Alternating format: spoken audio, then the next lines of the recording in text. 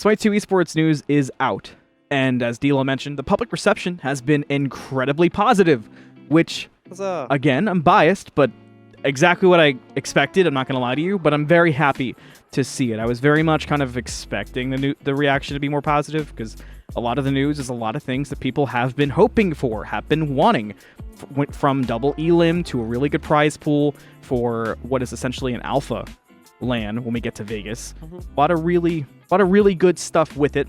There's 2 videos out. There is a video on SMITE Pro that's a bit shorter, that it has Trelly. It's about 3.5 minutes or so. That kind of gives you through a rough generic idea. There's also a 16-minute sort of rough Q&A with Hindu Man, where he answers some kind of quick questions off the cuff from Twitch chat. They are planning a larger, longer Q&A pretty soon with Hindu. That will be a very involved Q&A where you can ask anything that your heart could possibly desire, so keep your eyes out for that. But they did put on smiteesports.com/news/Vegas overview. You can go and you can find the really nitty-gritty details of that stuff, and that's what we're going to talk about here at the start and kind of go through some of the more detailed-oriented portions of this. Well, maybe we should, Anthony, for those who either missed the stream or didn't get the Spark Notes, we should just give a quick overview of what we've learned so far. So as far as what we learned Swiss bracket's going to be coming here. You can really put together your own teams. You can see on this here. We've got open bracket, which means you just grab 4 other players and go, which is what I really have loved. If you look at your Twitter feeds, everyone, you'll just be seeing endless posts saying, hey, you know, young, hot, 21-year-old guy looking for a team. Like, that's kind of like what it is. You know, a way to phrase it. Support 6'2". Like, that's like kind of like what's like going on here. It's like Grindr, but for teams. It's actually a lot of fun. It's really funny because like it's nice to see the community. Tonight, Holy shit! Am I wrong? But like you get to see all these people like kind of rejuvenating their love for the game, and I know that I'm like bugging out right now. A little bit, just a little bit, just a little. But bit. like, it genuinely is a lot of fun to imagine these potential wacky, like wavy inflatable arm flailing comps where, you know, you've got Aztec posting, then I'm seeing Inbound posting, then I'm seeing Cosmic Vibe saying, hey, support for hire. I'm like, dude, there's so many wacky, crazy combinations that could happen out of this. Anything can really happen. And I've also loved the fact that you could choose your own team name. I'm looking for some good creativity in that book too. I think it's exciting. I like that it's open bracket, you know, like it being a new game, there's been a ton of time in the offseason. There have been a ton of people like missing esports, like both playing and watching it. I like that they didn't like try to take like old SPL teams or like just get a bunch of pros, tell them to make a team and let's go have a tournament in Vegas. I like that it's open. I like the community gets a chance to participate and stuff. I mean, I really hope like we kind of see some of those old names. I think it'd be exciting after a year, like seeing some of the names we're used to, but just a chance that there are some community members that could like get up into the thing, go to Vegas, like be cheered on in front of all the fans, like whenever they do streams and stuff. I think it's definitely a smart move. A long tournament as well. The entirety of the qualifiers goes from September 14th, which is the opening day, until the weekend of December 12th through December 15th, which is the in-studio LAN in Georgia. They said it from the beginning. They wanted to go back to grassroots. Grassroots esports works everywhere that it is. Rocket League has survived because of its grassroots structure. Call of Duty, the way that their challenger scene has always worked, has benefited from grassroots. And if you go back to the initial standing points of the CDL, you can go back to MLG, which existed because of grassroots. So this is a really good route to take. I also like the fact there is 2 open brackets. So we're going to go into super detail in a bit. But if you, just for the one we're looking at right now, which is the rough overview of everything. Stage 1 is an open bracket. You can grab your pals and you can sign up with a team and compete in the open bracket. And if you do not win, that's okay. You've got 5 more weeks of play to try and make it through in another open bracket in Stage 2B. If you do win, you go up to Stage 2A, which consists of a Swiss bracket. Now, in that bottom bracket I mentioned, Stage 2B, if you lost out, you can go there. But if you make your team late, if you say, you know what, it's $30 to get into SMITE 2, I haven't seen gameplay, I haven't watched the Alpha Weekend tournaments yet, I kind of want to hang out a little bit, see what's going on. You can wait and you can make your team after the fact, after you see that initial 2-week open bracket in Stage 1, and you can enter late in Stage 2B. You won't have the benefit of the point system, which, again, we'll touch on here in a bit, but you can still make your team. Now, everybody moves forward to Stage 3, which is your last chance qualifiers from the losers, the bottom 8, of the Swiss bracket, and the top 8 of the open bracket in Stage 2B. They compete, and the top 2 teams from each group advance to Stage 4. The top 8 of that Swiss bracket I talked about earlier, they also go to the Stage 4 playoffs. That lasts about 2 weeks around Thanksgiving, and then we have top 6 teams advancing to Vegas from the Studio Land, and 8 teams will go to that Studio Land, which does leave room for other regions, which is something, if you watch the announcement on Smite Game, was kind of teased/addressed from Hindu Man, where he explained there will be other regions included. He's looking at South America. He's looking at Brazil. It's sort of just if your region can get up there and be worth investing in, which I understand is kind of a gray topic for some. I know Oceania has been really expressing concerns about it. I still think that overall it makes a lot of sense, especially this early on. And then all that culminates in the Founders Series Championship in Las Vegas towards the middle of January. You know what's funny, Anthony? We talked about last week, you were asking us that question of what are we looking for? What do we want that would really give us a kick in the ass to watch esports? And one of the things that I think me and Fisher touched on was that sense of grand scale vibes, the regions being brought back. And I'm instantly a lot more reassured to know that in some respect is going to be making a return. I'm hoping we can catch them all as far as the regions go. We want to see representation for everyone. So, yeah, I'm not going to lie. That definitely got me, like, you know, a bit weird. I'm like, oh, come on, bro. Like, I know my LATAM people can certainly hold their own. There's some kick-ass players like Power, who was just absolutely dominating back in SDL at the top. Exactly. Ragna. So there's several tournament leagues that are still remaining active with Smite 1, 2. Not too many draft leagues, admittedly, unfortunately, but I'm somewhat plugged into the scene there, so I'm familiar with their game, and they've got game. They can hold their own as long as the ping is in their favor, so I'm hoping that we see more being added to the roster soon. I agree, and you're not the only one who thinks that. I'm not the only one who thinks that.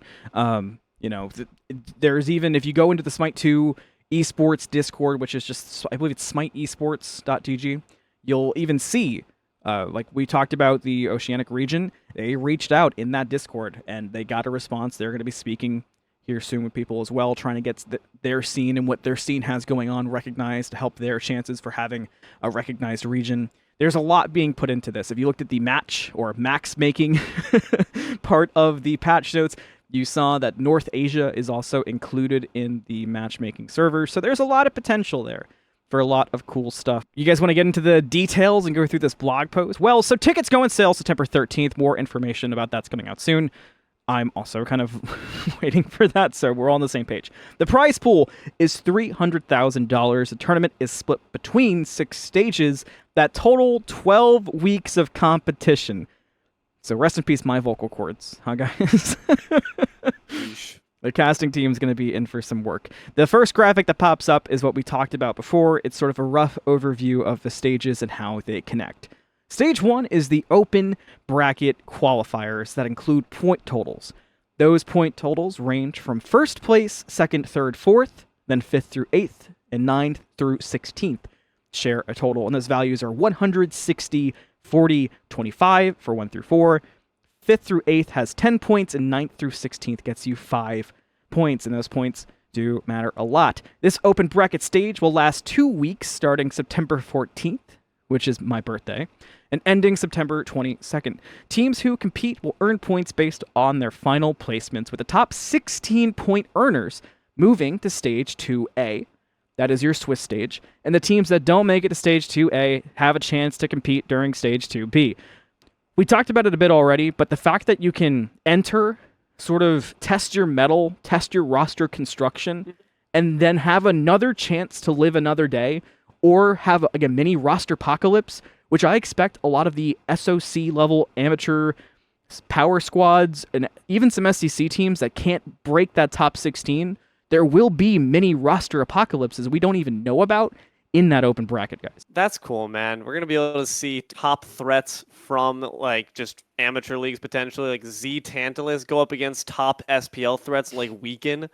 So, I don't think that's helping. Stage 2A. Swiss 2A, Swiss bracket. 3 wins advance to Stage 4. 3 losses advance to Stage 3.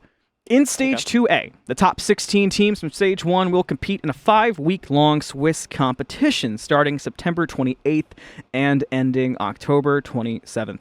Matchups will be determined randomly based on a team's set score. So everyone starts 0-0 in Week 1, and teams only get matched up against others that have the same set score. So 1-0s match 1-0s, 2-0s match 2-0s, 0-1s match 0-1s, so on and so forth, until a team is able to amass 3 set wins or takes 3 set losses and goes to Stage 3.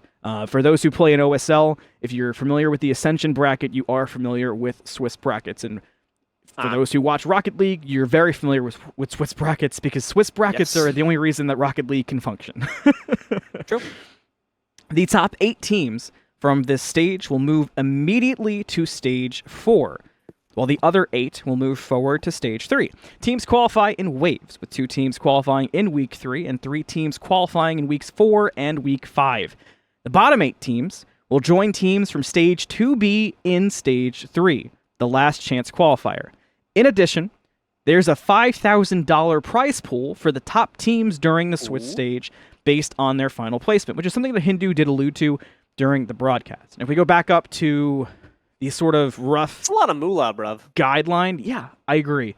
The kind of rough guideline, if you follow those arrows, all the kind of stage jumping will make a lot more sense. Basically, you win Stage 2A, you're skipping the playoffs. If you lose in Swiss bracket and you win an open bracket, you got to fight through the qualifiers to then get to the playoffs. That's kind of the easiest way to think about it.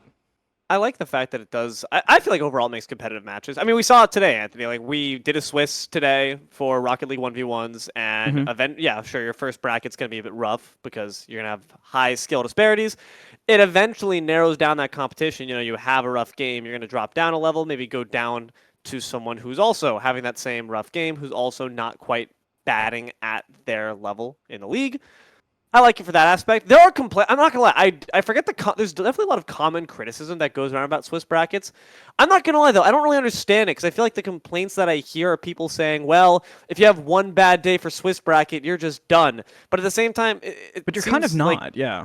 Yeah, exactly. It seems like the opposite to me. If anything, you have one mental boom for a series, for a set, and you're still in it. So I'm not going to lie, in that sense, I don't understand the criticism. I don't know, Fisher, do you like have any negative downsides? Do you think of any cons for when it comes to a Swiss bracket just inherently based off of its format? I just want to see the players play. I don't care too much about the format. Most tournaments I think are put on pretty well, especially at this level. Like, I think it just comes down to personal preference. I don't think there's anything really wrong with like any specific format they would choose. Make sure to like drop your opinions on it below as well. Like, what are your thoughts when it comes to how this bracketing is laying out here? What are your thoughts when it just comes to the general format? Are you excited for the return of regions? Are you going to buy your ticket for Vegas as well? Of course, that's what we all got our minds on. Also worth mentioning that those Swiss bracket games are best of 3s. Something not that is important to mention. I think that makes it way better. That was said during the initial broadcast where they put that information out. The only real place where there is a lot of best of 1s is what we're looking at on screen right now, which is Stage 2B, the open bracket that is essentially the second open bracket that you go to if you lost on the initial qualifiers. There's a lot of best of 1s there. Grand finals are best of 3. I believe, but that is where the majority of the best of 1s are, which, I mean, quantity-wise of teams, that does make a lot of sense. But I do like that there's as much of a limit on best of 1s that you could possibly imagine. So that makes me happy. One thing I'm hoping to see is a lot of coverage of these games. I'm not talking about broadcast. I'm talking more just players streaming their perspectives. Shout out to Spirited Book and Hydra, where they do amateur content. I know Hydra is going to be playing in the open bracket on a team from Marshall University, so that's really exciting. Cool. But I want to see content from those teams. I'd love to see, I know teams are weird about scrims, but just, VOD reviews of some kind, or streaming their games with comms muted, or having people like, you, Deelo, Fisher, having people cast their games from that open bracket. I really hope that's something we start to see. We're talking a lot about Rocket League, but in Rocket League, that is a very common thing, even for RLCS. You have so many teams that a lot of times those lower, kind of unheard of teams, or teams that are sort of bubble, will get a lot of coverage from, your friendly neighborhood amateur casters until they get to the RLCS mainstream. So I kind of hope that becomes a thing with this open bracket. I think that'd be very healthy for the scene as a whole. So that's kind of wishful thinking on my part, but something I'm interested in regardless. Yeah. It leaves the door open as well for people who are interested in getting their start for casting, which I know there are people out there. They want to find a way in. This is a pretty gosh darn good way to do it. So if you are just sitting on your butt, just twiddling your thumbs, wondering, man, I sure would love to be a caster. I sure would love to say fun things. Now's the time. And sometimes, now's the time. Now is genuinely the time. You want to get started while the iron's hot. Get poking. Get in there. Start learning the tech. Start learning the items. And if you get like a good team together, you could find yourself some good broadcasts, find yourself some good viewership, and also have a whale of a good time. It's just fun casting. Stage 2B. That is open bracket, similar to Stage 1. Teams that sign up will compete in single elimination tournaments for 5 weeks during the same time frame as Stage 2A, which is the Swiss bracket, amassing points based on their final placement each week. The top 8 teams from this stage join the bottom 8 teams from the Swiss stage, and they meet in Stage 3. That is your last chance qualifier, which uses GSL grouping to play, which is a StarCraft invention, if I know my esports lore at least a little bit. There was some asking in Twitch chat, I remember, but that is where that comes from. So, not to be mistaken for Galarius Smite League. Definitely not. F. Tanuki Smite League, by the way, if you are an EU Smite player who's looking for a draft league experience. Speaking of, Tanuki Smite League is your home for that. So Stage 3. 16 teams will be split into 4 GSL groups starting November 2nd and ending November 10th. Teams will be seeded based on their final Swiss ranking and their open bracket points, and face off against each other across 5 matches in each group. In the end, the top 2 teams from each group will advance to the next stage, and that stage is playoffs. GSL brackets are another one I like a lot, guys. I feel like this is using a lot of this is kind of picking and choosing and saying, this works really well in these games. This works really well in these games. This works really well in a lot of games. Let's not be afraid to kind of mix and match to get the best possible experience.